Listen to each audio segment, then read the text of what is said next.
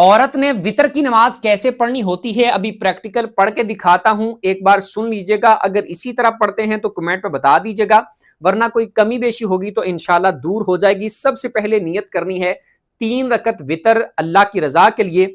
اللہ اکبر کہنا ہے. عورت نے چادر کے اندر سے ہی کندھوں تک ہاتھ اٹھا کے اللہ اکبر کہنا ہے اور سینے کے درمیان میں چادر کے اندر سے ہاتھ باندھ دینے.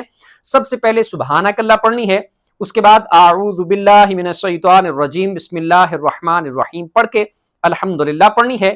اس کے بعد پھر بسم اللہ پڑھ کے قل هو اللہ یا کوئی سورت پڑھنی ہے. اس کے بعد اللہ اکبر کہتے ہوئے رکوع کرنا ہے. رکوع کی 3 بار تسبیح پڑھنی ہے. سمی اللہ لمن حمیدہ کہتے ہوئے کھڑے ہو جانا ہے. کھڑے ہو کر ربنا لک الحمد یا اللہم ربنا ولک الحمد پڑھنا ہے. اور اس کے بعد پھر اللہ اکبر کہتے ہوئے عورتوں نے اس طریقے سے کلوز ہو کے سمٹ کر سجدہ کرنا ہے. سجدے کی 3 بار تسبیح پڑھنی ہے. اللہ اکبر کہتے ہوئے بیٹھ جانا ہے. پھر اسی طریقے سے دوسرا سجدہ کرنا ہے اور پھر اس کے بعد دوسرے سجدے کی تسبیح پڑھنے کے بعد اللہ اکبر کہتے ہوئے دوسری رکعت کے لیے کھڑے ہو جانا ہے.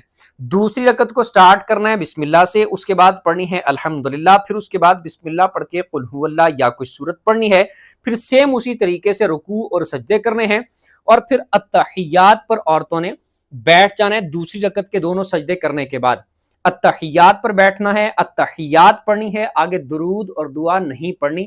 اور اللہ اکبر کہتے ہوئے تیسری رکعت کے لیے کھڑے ہو جانا ہے.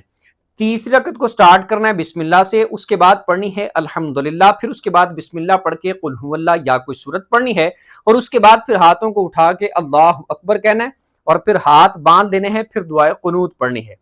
اس کے بعد پھر دعائے قنوت پڑھنے کے بعد سیم اسی طریقے سے رکوع اور سجدے کرنے ہیں اور دونوں سجدے کرنے کے بعد پھر التحیات پر بیٹھ جانا ہے.